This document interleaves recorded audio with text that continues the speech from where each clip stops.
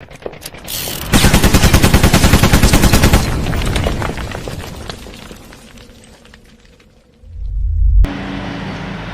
morning. Today we are going to study about some of the most important novelists during the post-Second World War period. And we are beginning with George Orwell. George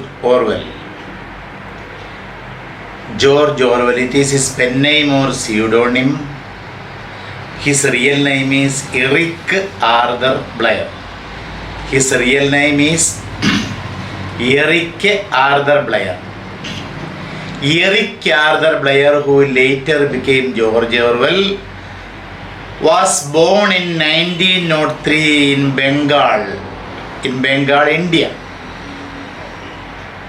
Eric Arthur Blair, who later became George Orwell, was born in 1903 in Bengal in India. His father was an official in Customs Department in British India. Eric Arthur Blair's father was an official in Customs Department. Bereft of parental care during his early years, Orwell spent an unhappy childhood in England. Bereft means deprived of, wanting or lacking. Bereft, B-E-R-E-F-T, bereft. Bereft of parental care means as he was deprived of parental care during his early years, because his parents were in India and he was sent to England for his studies. For his schooling he was sent to England. So he was bereft of his parental care. So bereft of parental care during his childhood or early years, Orwell spent an unhappy childhood in England. He was sent to St. Cyprus School, that is Crossgate School. He was sent to St. Cyprus School, which is also known as Crossgate School, where he bore the brunt of slight, where he could bear the brunt of. Bear the brunt of means put up with, suffer from. Bear the brunt of is an idiomatic phrase which means to put up with or tolerate or suffer from. So at this school, Crossgate School, because he was a lean child, lean student, he was not good looking. So anyhow he had to bear the brunt of slight. Slight means insult at school. He had to suffer from the insult of fellow students as well as teachers there, owing to his poverty and ill health. So the reason was his poverty and ill health. He was very lean and he was not having the size of his age. So he was suffering from ill health and poverty. And these two factors made him bear the brunt of slight or insult at the Crossgate School or St. Cyprus School, Crossgate School. A period of 5 years so impacted on his psyche that he grew self-conscious and sensitive. Our experiences, of course, have a great impact in molding our character.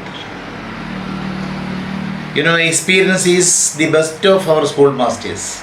And the experience teaches so many things which we never forget. So a period of 5 years he spent at Crossgate School. Those 5 years, over that period of 5 years, so impacted, it influenced on his psyche. Psyche means mind. The 5 years had impacted his mind, that he grew, he developed very self-conscious. He was very self-conscious.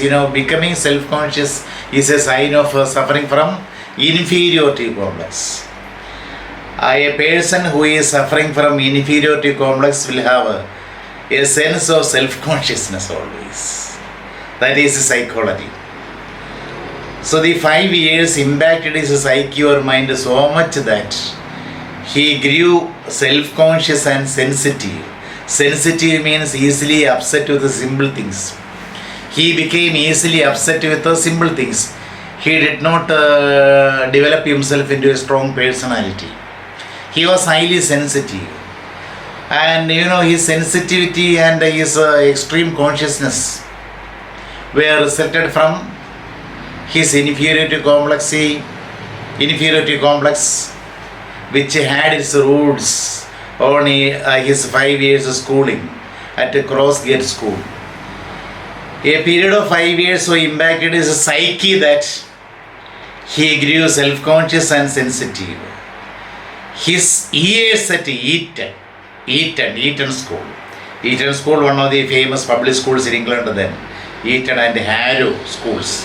We have mentioned these schools in our previous classes, especially at the beginning of our history. We studied the specialities of Eton School and Harrow School and their headmasters, and also there is another public school, Rugby Public School. We saw all these schools in our previous classes. So, his years at Eton Public School emboldened him. Emboldened him means made him bold, made him brave or courageous. So his years at Eton Public School was able to give him a special courage, emboldened him psychologically. Psychologically he became emboldened. The picture changed very much when he reached Eton Public School for his schooling.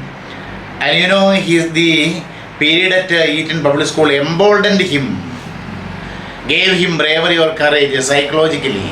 Mentally he became highly brave.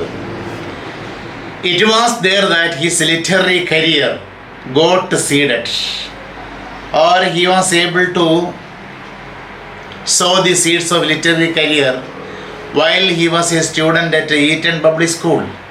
It was there at Eton Public School that his literary career got seeded in him. The main reason for his aptitude and a good attitude for literature was that because of his avid reading habit. He was a voracious reader while at Eton Public School.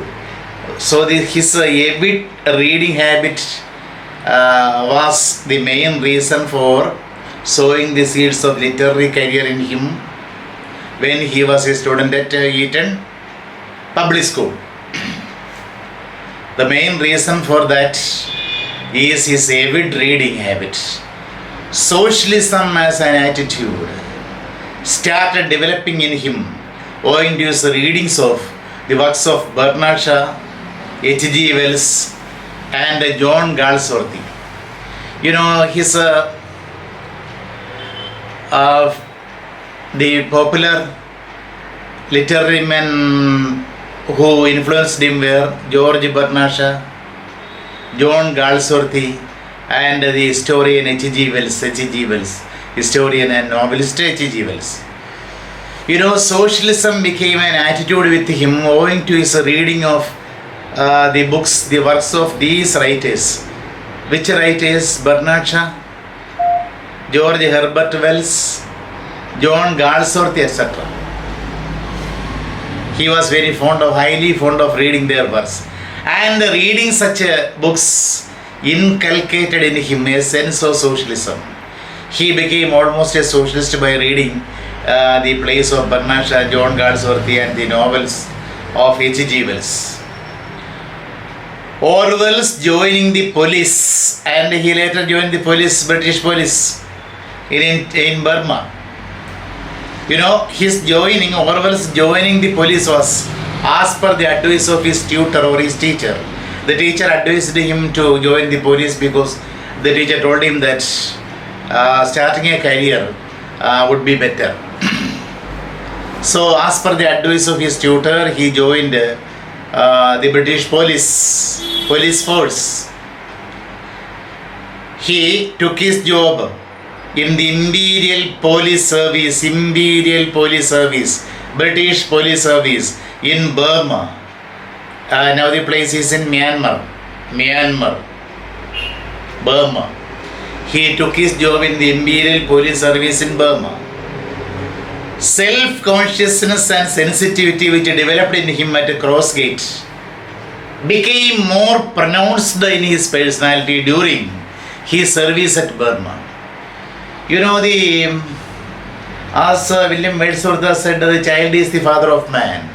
The habits and the character formation which had taken place in our childhood will be there even in our later years. And you know, see, as far as George Orwell was concerned, the self-consciousness and sensitivity which developed in his character when he was at Crossgate School became more pronounced, became highly exhibited while he was in his service at Burma, that he felt ashamed of his own country. You know, see, while he was serving the British Imperial Police or the Imperial Police Service in Burma, he felt ashamed of his own country, Britain, his attitude and treatment of the people in the colonies. He was being a socialist.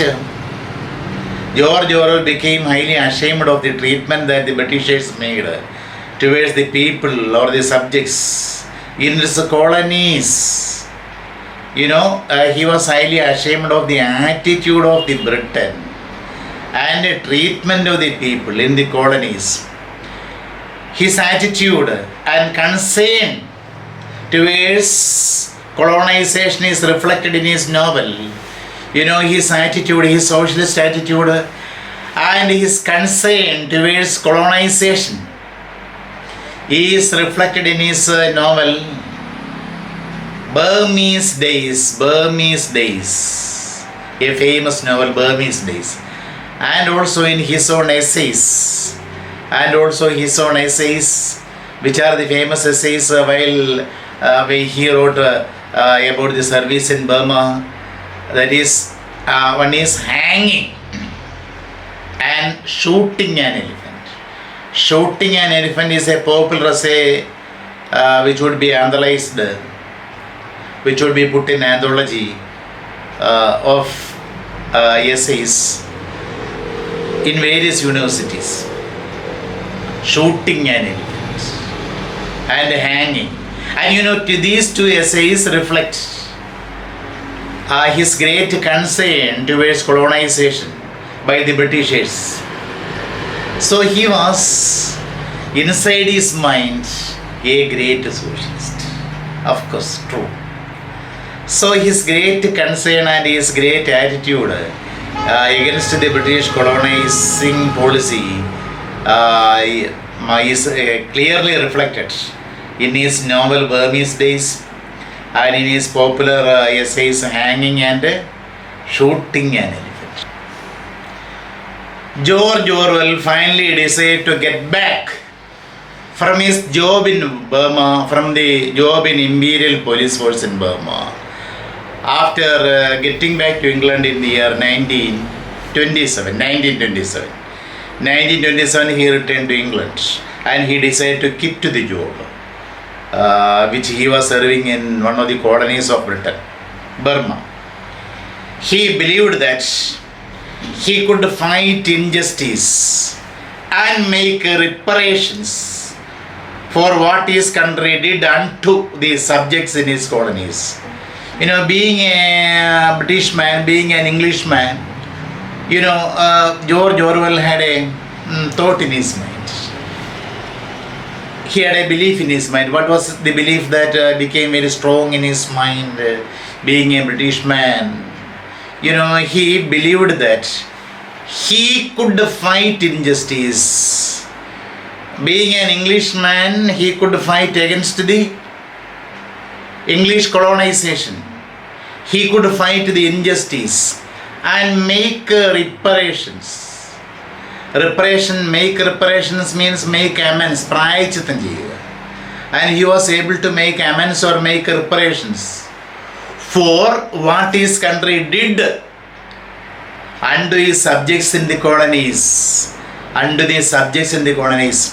What was his belief? He believed that he could fight injustice and make reparations for what his country did unto the subjects in the colonies. His novel Down and Out in Paris and London. Paris, the capital of France. London, the capital of England. Down and Out in Paris and London. It was published in the year 1933. It is based on his experiences of a lonely life with the downtrodden communities both in London and Paris. See, he had a socialist mentality and he started doing very silly works, silly jobs with the downtrodden poor people in Paris as well as London. And he was able to make a big capital of experiences.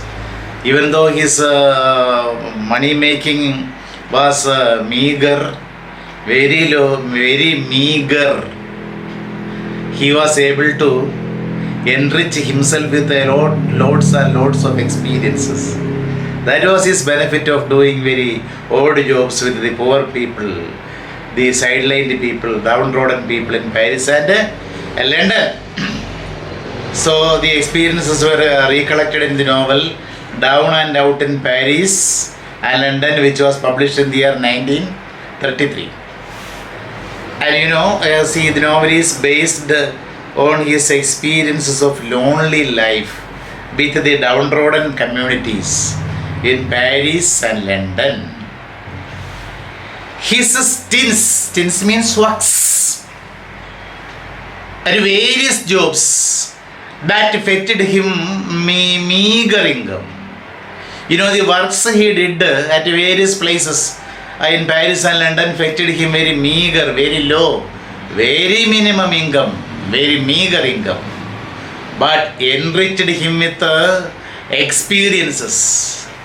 His association with the poor people or the downtrodden people in Paris and London enriched him with loads and loads of experiences, which turned to be, and these experiences tend to be his fictional material.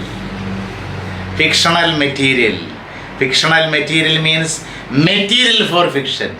All these experiences became the material for fiction, like a clergyman's daughter. A clergyman's daughter, which was published in 1935. A clergyman's daughter was published in 1935. And another essay, The Road to Vegan Pier.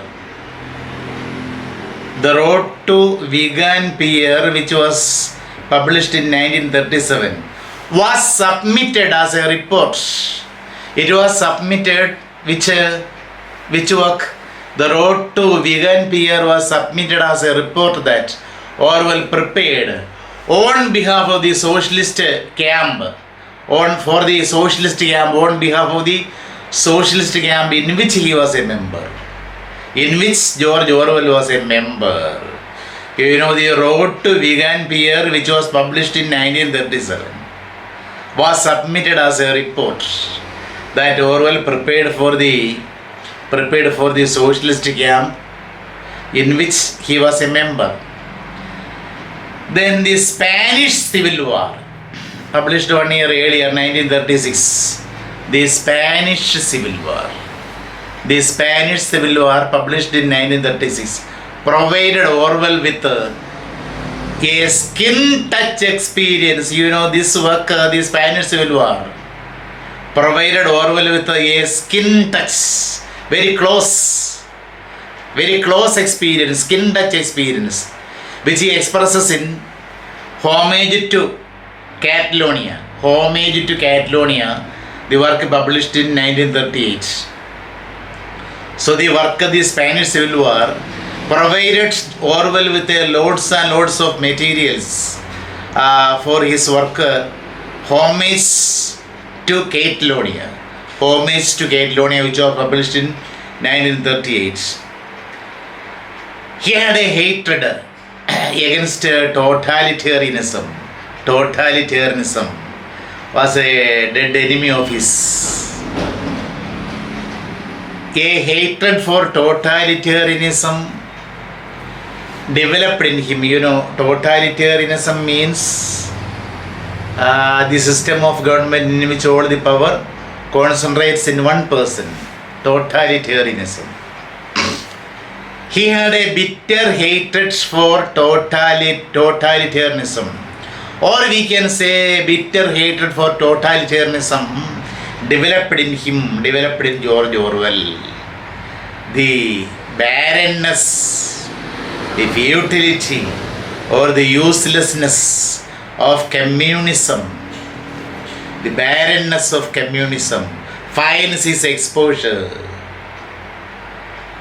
The barrenness of communism, the uselessness or the futility, uselessness of communism finds its full exposure in his fourth novel, Coming Up for Air, which was published in the year 1939. Nazism, fascism, and communism were quite unacceptable to him. Fascism, Nazism, and communism were quite unacceptable to him. He never accepted. He was not able to tolerate these isms. Which isms? Nazism, fascism, and communism were quite unacceptable to George Orwell. And you see the barrenness of communism finds its exposure, his exhibition in his writings. His fourth novel was Coming Up for Air, which was published in 1939. The year 1945, remember the year 1945, you might have studied the importance of the historic year 1945. What is its importance? It is, of course, an awesome year in the life of George Orwell, because the years of the publication of his magnum opus, the greatest work of lasting merit, the novella, the small novella. Which novella? Animal Farm, something you have already studied. Animal Farm. The year 1945 was awesome. It was awesome, very important. Awesome for Orwell for his Animal Farm. Animal Farm was published in the year. The novella Animal Farm was published in 1945. So that is the importance of the year 1945. The novel blasted. What was the effect of the novel? The novel actually blasted the communism under Stalin. The novel actually blasted the communism under Stalin. Orwell's satiric power, his power of satire. Orwell's satiric power is full flow in the novel Animal Farm. Orwell's satiric power is in full flow in the novel Animal Farm. All the major animal characters in that novella, there are animal characters and a few human characters. Most of the characters are animals. You have seen that.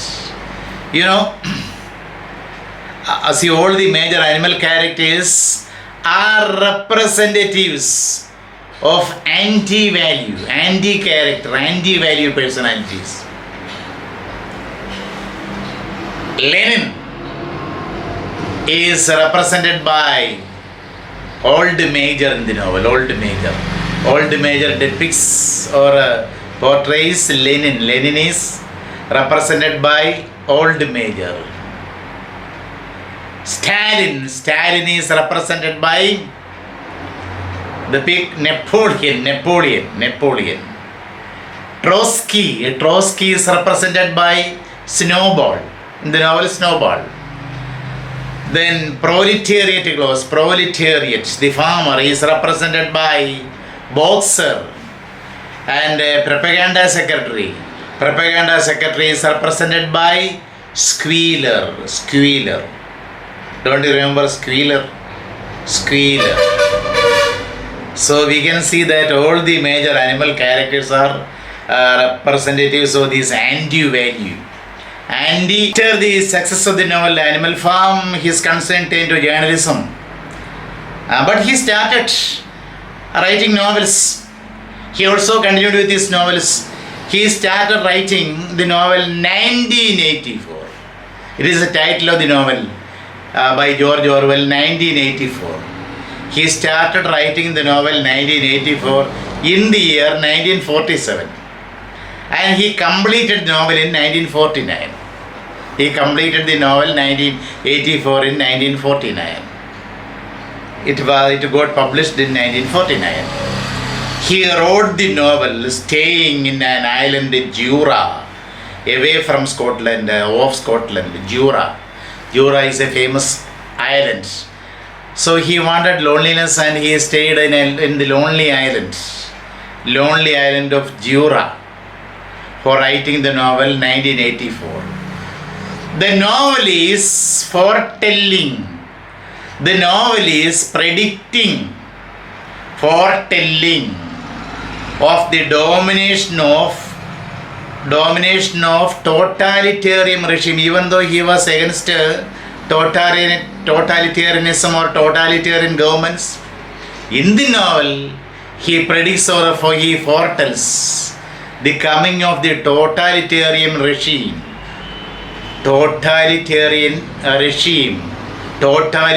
administration by three superpowers in the world. What is the theme of the novel 1984? The novel foretells or predicts the domination of the totalitarianism or the domination of the totalitarian governments by three superpowers. Then while at Jura he succumbed to consumption. He became a prey of consumption. Consumption means TB disease, tuberculosis disease. He became a prey of tuberculosis disease, which he contracted while at Jura. While he stayed at Jura, he contracted TB from some of the people there, and he succumbed to it, and he died suddenly. You know, George Orwell died suddenly in January 1950. In the year 1950 and in the month of January, he died or passed away. So he was a socialist in temperament. We can sum up his personality to be a socialist in temperament, but not conforming to any political party. He never conformed to any political party, even though he was a socialist in his mind. So he was a socialist in temperament. By temperament, he was a socialist, but he never conformed to any political party. See, George Orwell went about writing without conforming to any political parties. He continued with his writing without joining any political parties, even though in the innermost recess of his mind there was a sense of socialism. There is plainness, honesty and criticism in his works or in his writings. In his writings we can see a plainness, a vividness, a plainness, honesty. He of course has honesty in what he says. Honesty is there in his works. And criticism, he criticizes various isms and also his own country, England, in his works. A strong sense of criticism is also discernible, is seen in his works. So that is Orwell, George Orwell. You understood? Please listen to it. Listening is one of the means of developing communication. We can develop communication by listening. That is why during the second year I resorted to English classes only. Teaching English lessons in Malayalam doesn't sound good. If somebody teaches Malayalam literature in English language, how will be it? Think about that. Okay, we have no time to lose. The next important novelist is Graham Greene. Maybe it is the first time that you come to hear about this name, Graham Greene, a famous novelist, a writer of entertainment novels, thrillers, and other kinds of novels. Graham Greene is probably best known. He is the best known novelist during the post-war period. During the post-Second World War period, he is the best known novelist. Who? Graham Greene.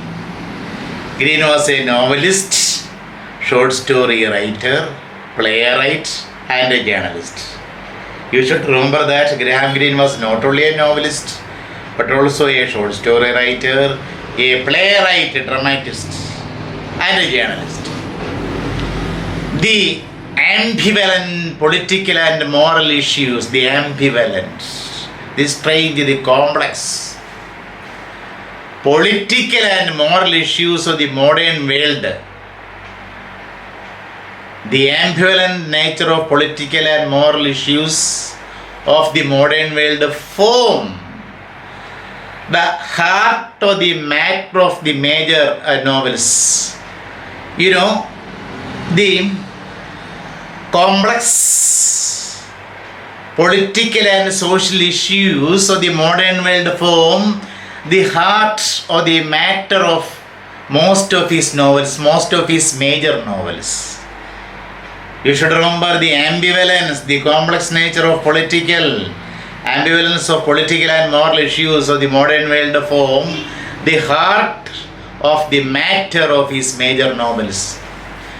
William Golding, a famous writer, the novelist William Golding, the writer of the famous novel Lord of the Flies. William Golding described Graham Greene as the ultimate chronicler. Chronicler means storyteller. According to William Golding, Graham Greene is the ultimate chronicler of the 20th century man's consciousness and anxiety. He is the storyteller of 20th century man's consciousness and anxiety according to William Golding. So this was the opinion of William Golding, the famous novelist about Graham Greene. What did he say? Or how did he describe Graham Greene? William Golding described Graham Greene as the ultimate chronicler of the 20th century man's consciousness and anxiety. Graham Greene became well known, he became famous or popular after his fourth novel, Istanbul Train, which was published in the year 1932. It was a thriller type of novel. Istanbul Train. Istanbul is Istanbul. Istanbul Train. The first in the line of the novels Graham Greene termed as entertainments. So this is Istanbul Train is the first in the line of novels Greene termed as entertainment novels. His other entertainment novels are A Gun for Fire, published in the year 1936. A Gun for Fire, a thriller, of course. It is, of course, an entertainment novel. Agent, published in the year 1939. And then Shortcut to Hell, published in 1957. Shortcut to Hell. Then Graham Greene took a strong exception to being he took a strong exception. He hated being treated as a Roman Catholic novelist. Many critics branded him as a Roman Catholic novelist. He took a strong exception to it. He was dead against this kind of description about him. But Graham Greene was branded, or he was described as a Roman Catholic novelist, because Catholicism was there in almost in all novels by Graham Greene. That is why critics branded him as a Roman Catholic novelist, but he was dead against it. He pretended that he was not a Roman Catholic novelist. He preferred to be known as, actually Graham Greene preferred to be known as a novelist who happened to be a Catholic. He preferred to be known as a novelist who happened to be a Catholic. That was his policy, that was his suggestion. Nevertheless, however, Catholicism is there. Catholicism, or we can say Catholicism is the thematic thrust of several of his novels. In his several novels, we can see Catholicism as theme. So, it is not an injustice to brand him as a Roman Catholic novelist, because Catholicism is there as a thematic thrust in most of his novels, or several of his novels. Especially his four great novels. Especially in his four great novels, we can see the thrust of Catholicism. Which are the novels? Brighton Rock, Brighton, Brighton Rock, R.O.C. Rock, published in the year 1938. Brighton Rock, published in 1938. The Power and Glory, one of the most important novels which students often have to study. The Power and Glory, published in the year 1940, it got published. The Heart of the Matter, published in 1948. The Heart of the Matter, published in 1948. And The End of the Affair, published in 1948 also. That was also published in the same year as the publication of The Heart of the Matter, 1948. The locales of Greene's novels are sordid and disreputable landscapes, where God is absent and evil is all omnipresent, or evil is all pervasive. The locale, or the locality, or we can say the place of action of Greene's novels are sordid, very dark and disreputable. The places or the locales of his novels are very sordid, very dark and disreputable. Bad places where God is absent, where virtue is absent, where goodness is absent, where God is absent, and evil is all pervasive, evil is rampant in such places. We can see the overflow of evil in such places. Evil is all pervasive. Suffering and unhappiness are omnipresent. Omnipresent means present everywhere. Omnipresent. In Greenland. Greenland means in the land of Graham Greene. In the locales of Graham Greene. In the location of Graham Greene. Unhappiness and suffering are prevalent. They are omnipresent, present everywhere. Greene portrays characters who either pursue something. Greene portrays characters who either follow. Pursue means run after something in order to catch. The characters either pursue, either run after something, or are pursued, or they are run after. They are being run after. Or the evil characters are running after them, or the characters are running after the evil characters to destroy them. He depicts not right and wrong. He portrays not right and wrong, but fundamental right and fundamental wrong. Fundamental right and fundamental wrong he depicts. In his multiple point of view, he has a multiple point of view narration. Means one incident is narrated in various points of view. That is multiple point of view narration.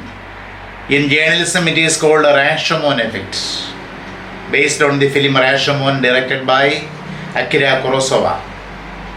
So, in his use of multiple point of narration, what is meant by multiple point of narration? That is narrating technique in which the same incident is described in various ways by various people. So, in the use of the multiple point of narration, Graham Greene resembles Joseph Conrad. Joseph Conrad, we have already studied about him. Joseph Conrad. Okay, this is about Graham Greene, the famous novelist. Now we are passing over to another famous novelist, Sir Kingsley Amis. We have mentioned this name earlier. I have just mentioned this name, Sir Kingsley Amis. Sir Kingsley Amis. When I described fiction, the fiction after the World War, I mentioned this name also. Sir Kingsley Amis. Kingsley Amis. Sir Kingsley Amis. So Kingsley Amis, he was a very popular and a prolific novelist. He was a highly popular and prolific able novelist. He was not only a novelist. He was not a novelist alone. He was not only a novelist, but also a poet, critic, and a teacher. He was all these things. He was not only a novelist, but also a poet, a critic, and a teacher. He was a teacher. Amis's literary output comprises Amis's literary contribution or literary output comprises 20 novels. He wrote 20 novels. 20 novels he wrote. 6 volumes of poetry, of course, great. 6 volumes of poetry.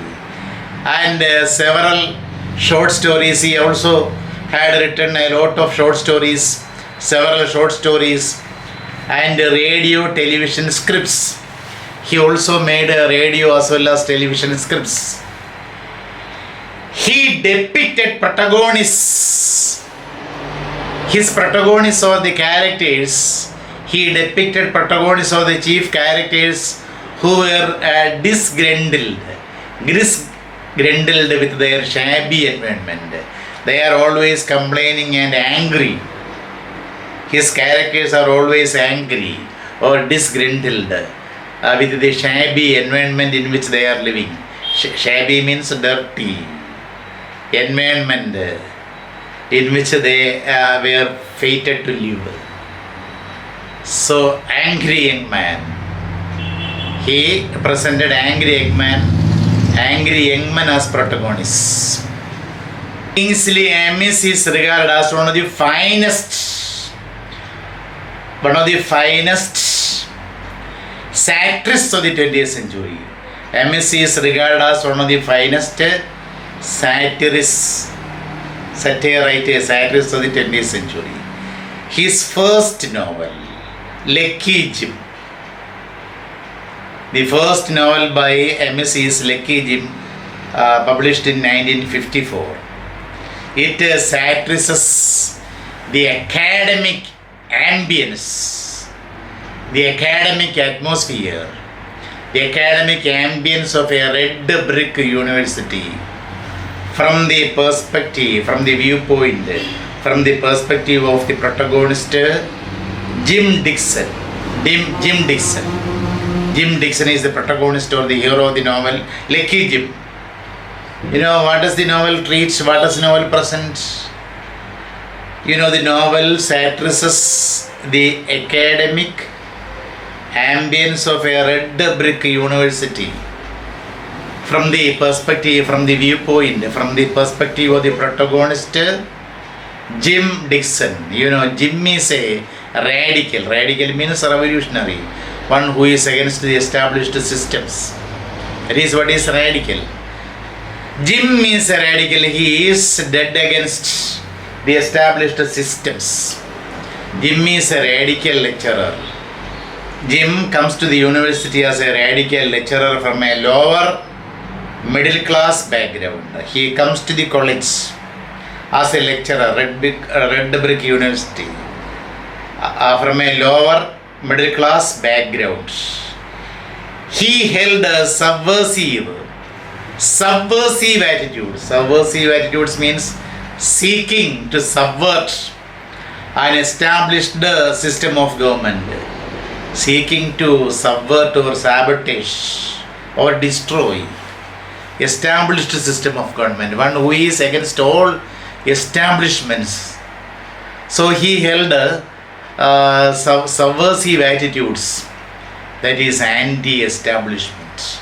He was anti-establishment, he had anti-establishment, and also he had a sense of anti-pretension, anti-arts, and was hailed as an angry young man. Thus comes the angry young man concept. The angry young man during 1960s, in fiction, cinemas, TV shows, this angry young man concept came. Angry young man, one who is radical, one who is against established systems of government, etc.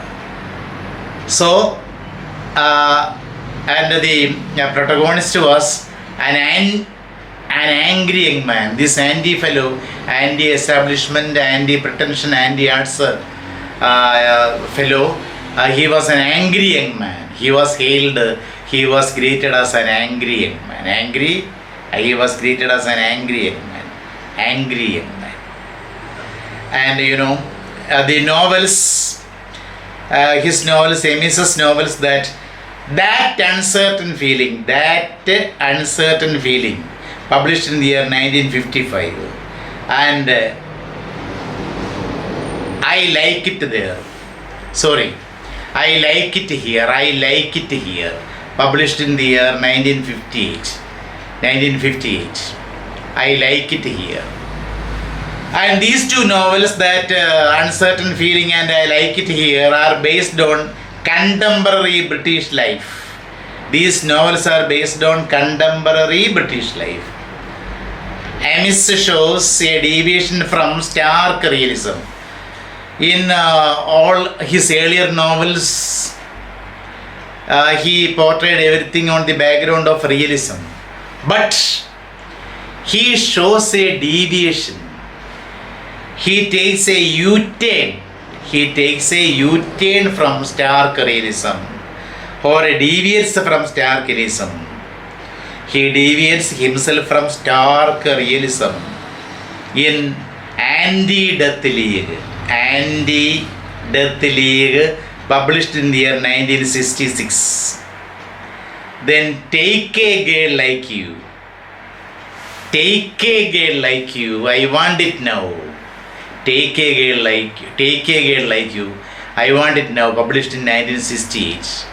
Then another novel, Girl 20, published in the year 1970. These are the novels set in London in the 1960s. These are the novels set in the background of London in the year 1960s.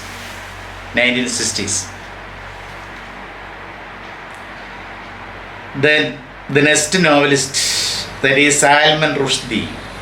You have heard of him, Salman Rushdie. He is still alive. He was born in the year in which India got independence. That is in the year 1947.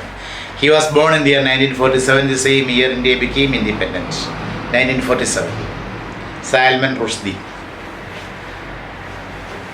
Salman Rushdie is a British Indian novelist. He is a British Indian novelist and essayist. He is a British Indian novelist and essayist. His debut novel, his first novel, his debut novel, Grimus, Grimus, Grimus, which was published in the year 1973, was not very popular. Grimus was not very popular.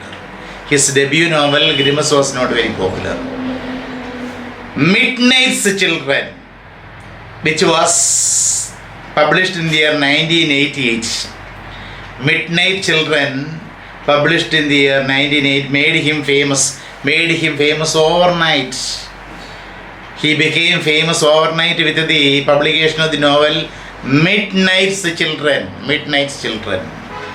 The novel depicts the life of a child born at the midnight at the time of Indian independence. The novel describes the life of a child who was born at midnight at the time of Indian independence.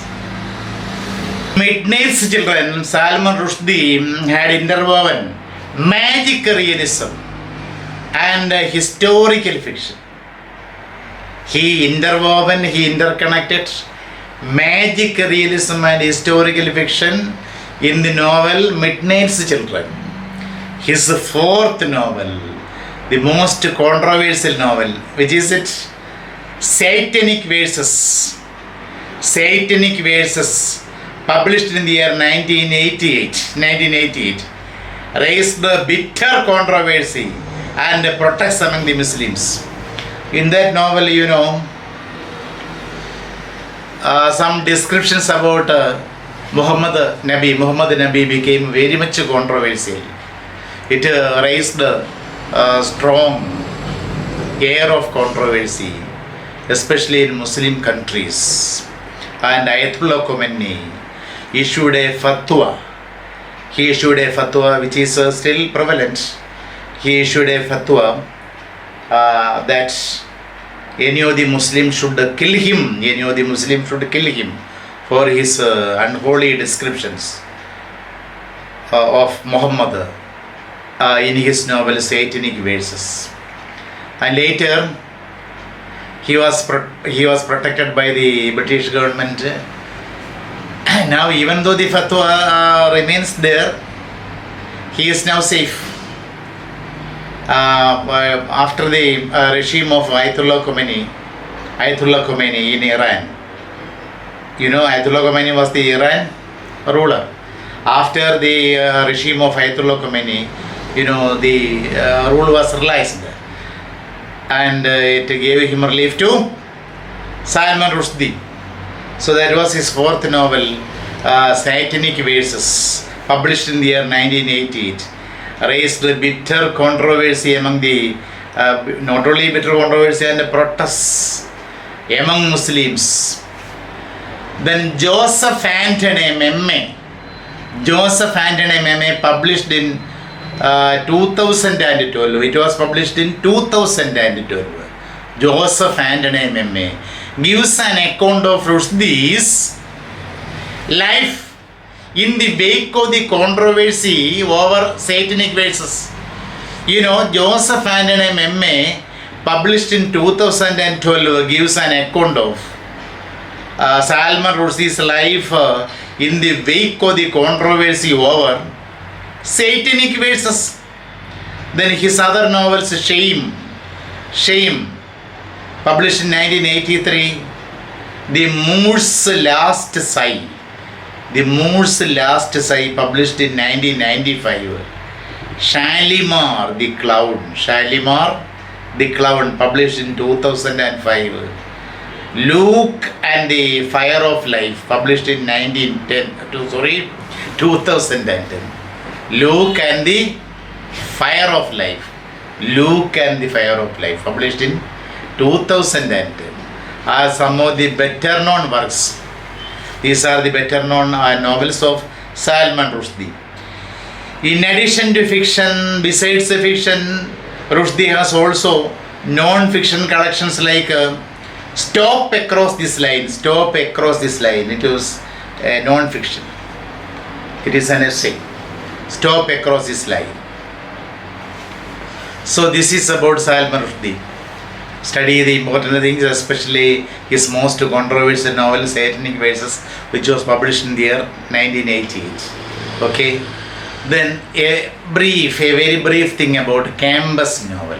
Campus means university campus, college campus. Campus novel. What is campus novel? The campus novel is set in a university campus. Campus novel is set in a university campus and is about middle class heroes. And most of the campus novels are about middle class heroes. The campus novel is set in a university campus and is about middle class heroes. Most campus novels are written by novelists who are also academics. Most campus novels are written by the novelists who are also academics. Academics means professors or scholars in universities. Examples: Kingsley Amis, the literary figure we just did. Kingsley Amis. John Brain, Philip Larkin, we studied earlier. Philip Larkin, William Cooper, David Lodge, and Malcolm Bradbury are significant writers. They are the significant writers of the campus novel. Most significant campus novel writers are Kingsley Amis, his Lucky Jim, John Brain, Philip Larkin, William Cooper, David Lodge, and Malcolm Bradbury are the significant writers of the campus novel. Kingsley Amis's Lucky Jim, David Lodge's Changing Places, David Lodge's novel Changing Places, and Malcolm Bradbury's novel The History Man, are well-known campus novels.